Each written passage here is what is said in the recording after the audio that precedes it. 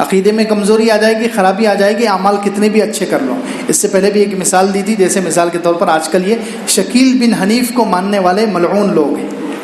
شکیل بن حنیف خود بھی کذاب، جھوٹا، دجال، ملعون، خبیث آدمی ہے، جس نے نعوذ باللہ نبوت کا دعویٰ کیا، امام مہدی ہونے کا دعویٰ کیا، یا عیسیٰ علیہ السلام ہونے کا دعویٰ کیا۔ اب دیکھیں اس کے ماننے والے جو لوگ ہیں وہ ظاہر میں کیسے، بالکل ہمارے جیسے، ہمارے جیسی ٹوپی ہے ان کی، ہمارے جیسے، ہم سے اچھے سفید کپڑے ہیں، ہم سے اچھی داڑھیاں ہیں ان کی، اور ہم سے زیادہ وہ نمازوں کا اہتمام کرتے ہیں۔ ہم میں سے تو اکثر لوگ نماز سے پہلے کی سنت اور بعد کی سنت نہیں پڑھتے، وہ لوگ ہم سے زیادہ سنتوں کا اہتمام کرتے ہیں، ہم سے زیادہ قرآن کی تلاوت کرتے ہیں، لیکن چونکہ ان کے عقیدے میں خرابی آ گئی، عقیدہ کہ اللہ کے رسول صلی اللہ علیہ وسلم کو آخری نبی ماننا ہے، آپ کے بعد کوئی بھی نبی نہیں آئے گا، کسی قسم کا نبی نہیں آئے گا۔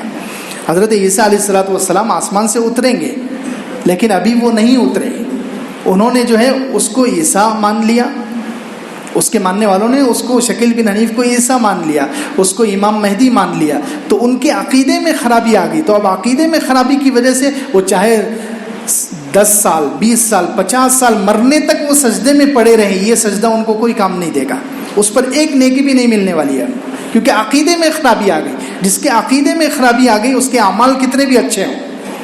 عقیدے میں کمزوری اور خرابی ہوگی تو اعمال کتنے بھی زیادہ ہوں، کتنا بھی وہ تہجد گزار ہو، نماز روزے کا پابند ہو، کتنے بھی اعمال کر لے، اعمال کے ڈھیر ہوں، لیکن عقیدہ کمزور ہے یا عقیدے میں خرابی ہے تو وہ سارے اعمال نسیہ منسیہ ہو جائیں گے، سب بیکار۔ تو اس لیے جہاں عقیدے خراب ہوتے ہیں ایسی جگہوں پر نہ جائیں، عقیدے کی خاص طور سے حفاظت کریں، معلوم کریں کہ کیا کیا عقیدے، اسلامی عقیدے ہم قرآن و سنت کی روشنی میں معلوم کر کے ان پر اپنے دل سے ایمان رکھیں اور اس کو مضبوط کریں۔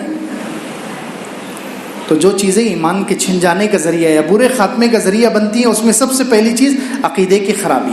ایمان کی کمزوری۔